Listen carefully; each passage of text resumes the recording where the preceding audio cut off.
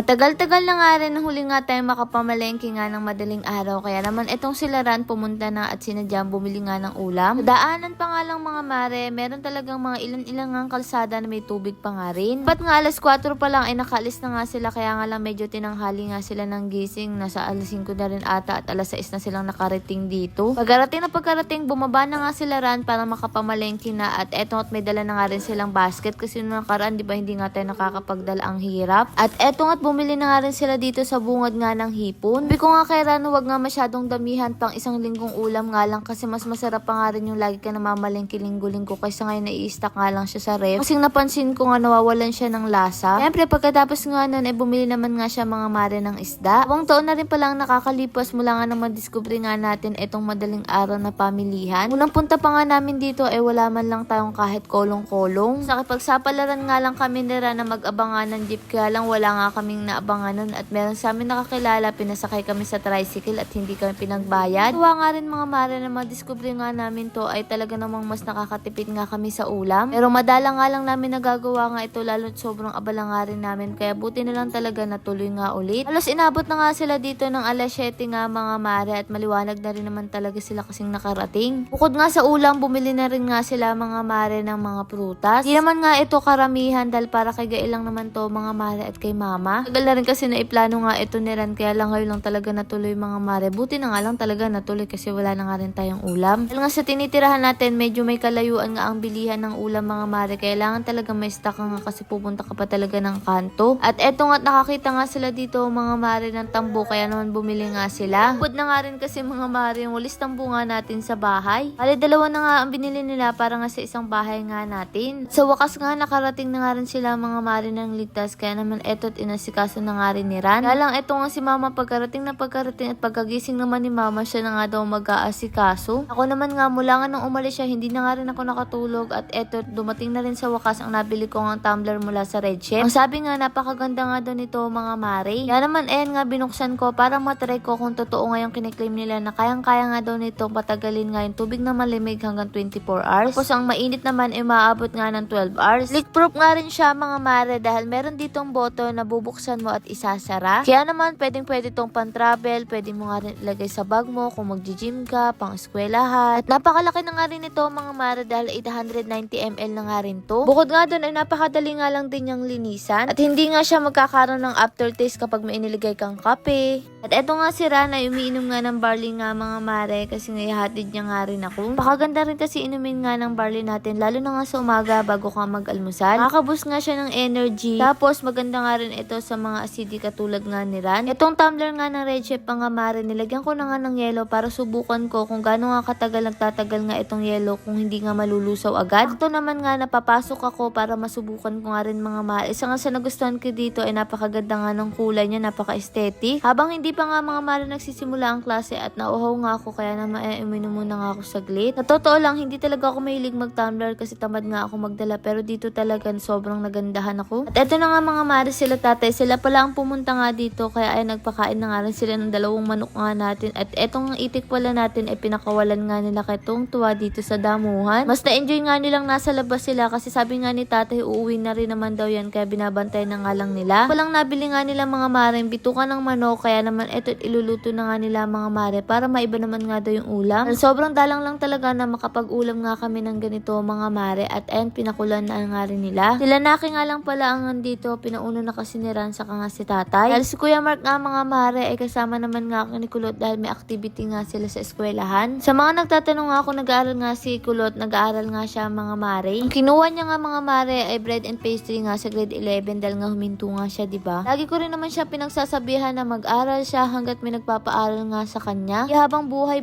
ako o kaya naman si mama ay paano nga mga mare kung siya na lang mag-isa, paano niya nga yung sarili niya. Iba pa rin talaga ang may kaalaman ka dahil nga kapag may kaalaman ka ay di ka talaga aapihin o pagsasamantalahan nga mga mare. Pakahina kasi ng loob kaya palagi namin sinasabihan nga ni mama na kailangan niyang matuto mga mare para sa sarili niya. Dahil syempre hindi naman nga habang buhay na magkakasama nga kami, magkakaroon siya ng sariling pamilya. O siya, bago nga ako mayak mga mare, bumalik na nga tayo dito sa niluluto nga ni Naki na adobo ng isaw. Napakasarap nito mga mare. Sino ba nakasubok nito sa inyo? Pero aminin natin kahit mapait nga yung isaw na ganito minsan kapag nga bumibili tayo ay talagang napakasarap. masarap. Minsan di mo nga alam kung malinis ba yun o hindi. Pero para sa lahat nga ng kumakain nun, talagang napakasarap nga ng isaw. Isa rin talaga yun sa mga paborito ko nga mga mare. Eto nga't kumain na nga rin sila. Nakakatuwa nga rin na nakakasama na nga si tatay mga mare ulit nga dito. Halos ilang buwan na nga rin kasi nung hindi siya makasama nga dito mga mare. Pagkahatid nga sa akin ni Ran mga mare sa eskwelahan, dumiretso na nga rin siya dito. Dahil syempre marami nga rin silang kailangan nga gawin nga dito mga mare. Kaya bago yun, kumain muna nga siya, nagutom nga din. Matapos na nga kami mag-quiz sa unang subject, pinalabas na nga rin kami mga mare. Kaya ayan, kumain na nga rin kami ng mga kaibigan ko. At for the gutom-gutom nga kami dyan mga mare, kaya wala na nga rin pansinan. Doon na nga lang kami sa kantin bumili nga ng ulam dahil meron naman nga. At eto nga mga mare, ilan nga sa napansin ko, 4 na oras na nga pero buong-buo pa nga rin etong mga yelong nilagay ko at napakalamig talaga. Dahil hindi na nga natuloy ang pangalawang subject nga namin mga mare, at dumiretso na nga ako sa bayan, nagpasama nga ako ay kulot para bumiling uniform kasi yung binili ko hindi pa nakakarating. Kaya naman nga alas 5 na nga kami nakarating nga mga mare sa bahay, at syempre tiningnan ko nga rin kung may yelo pa, at natuwa naman nga ako may yelo pa nga rin. Ito talaga yan mga mare para may parinig ko nga sa inyo, halos hindi nga nabawasan. At eto naman nga yung kaganapan nga sa kabila, at nag-aasikaso nga rin sila dito para nga sa magiging kulungan nga ng mga itik. Na napagdesisyonan kasi nila mga mare na aalisin na nga to at idediretso nga mga mare para malawak nga ang kanilang mga papaliguan. Pansin ko nga mga mare, etong papaya nakatayo pa nga rin at mukhang mabubuhay nga. May nagsabi nga sa inyo, etong ang papaya kailangan mo nga lang daw lagyan nga ng stick ulit para kasi daw mabubuhay pa rin daw ulit yan. Ito nga sila tatay, bago nga sila umuwi mga mare, kumuha mo na nga sila at naman daw nga dito mga mare ng isda. At napakarami na naman ngang nahuli at meron na naman nga tayong ulam. Tingnan nyo na, maglulundagan talaga. Kulang na nga lang talaga na maubos nga itong mga mare screen nga ni tatay dahil tingnan nyo sobrang dami. Sino nga bang hindi mapapa-thank you Lord kapag ganito kadami nga mga mare nahuhuli mong isda sa araw-araw? Napakalaking bagay talaga nito mga mare para nga sa atin. Lord, maraming salamat po sa lahat ng blessing. Siyempre sa inyo mga mare, paano ba yan? Bukas na lang ulit.